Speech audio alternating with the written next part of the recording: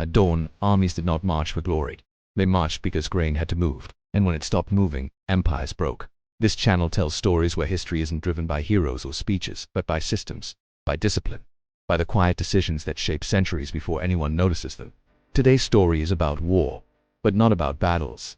This isn't just about conquest. It says about why some civilizations collapsed even after winning, and why others grew powerful without ever seeming to fight at all. To understand that, we have to let go of a comforting assumption. We often imagine ancient wars as expensive chaos.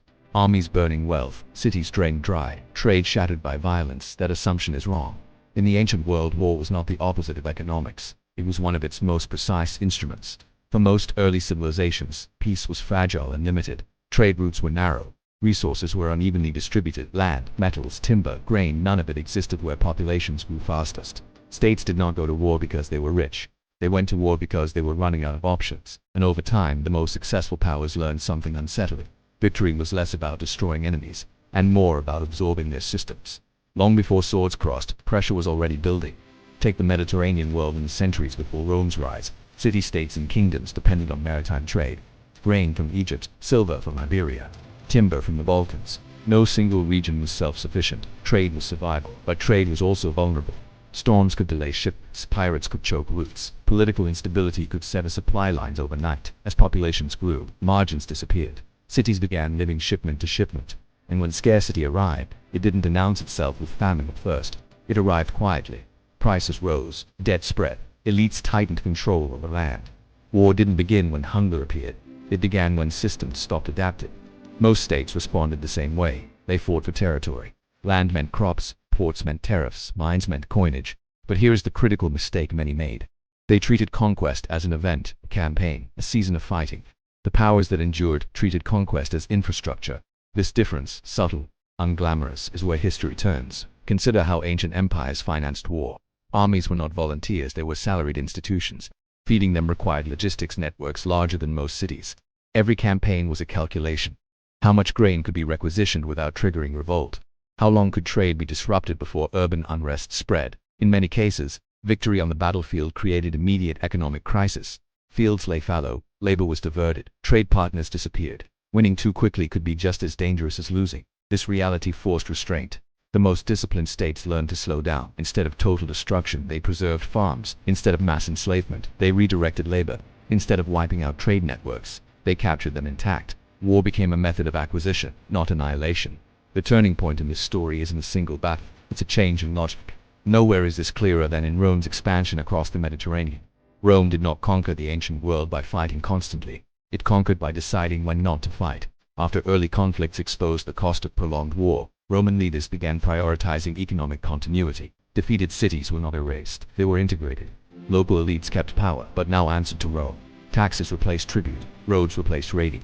These roads were not built for legions alone. They were arteries for trade. Grain flowed faster, goods moved farther, markets stabilized.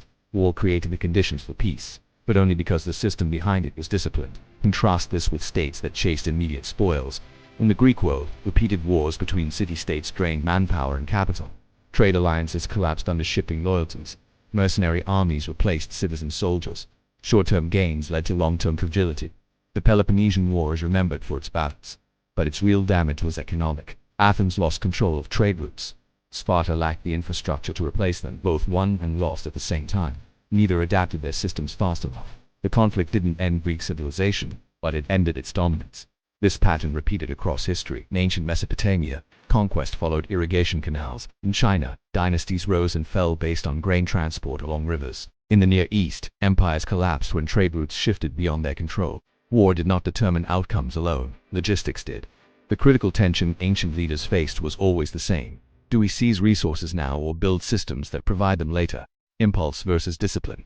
The temptation of immediate plunder was powerful. It paid soldiers, it satisfied elites, it projected strength, but it destabilized everything it touched.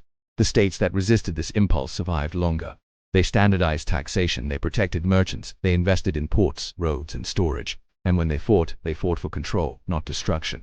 This is why some empires expanded slowly but endured, and others exploded outward, only to collapse inward. The outcome of ancient wars was not decided by courage. It was decided by patience, by leaders willing to delay gratification, by administrations capable of long planning horizons. by systems that could absorb shock without breaking. When Rome finally overextended, the pattern reversed. Trade routes fractured, currency debased, armies became unsustainable. The same economic engine that built the empire now demanded constant expansion just to survive. War stopped being selective.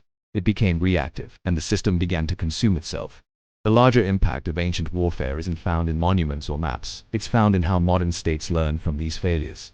Today's economic doctrines, supply chain security, infrastructure investment, strategic trade routes, all trace their logic back to these ancient experiments. We learned that power does not come from winning wars. It comes from managing what happens after, from understanding that violence is expensive, and that only systems can afford it. The ancient world did not collapse because it fought too much. It collapsed when it forgot why it fought in the first place, because war was never about domination.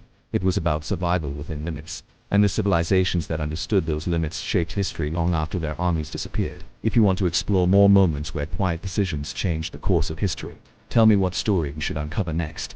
And if this kind of deep system-driven storytelling matters to you, consider subscribing.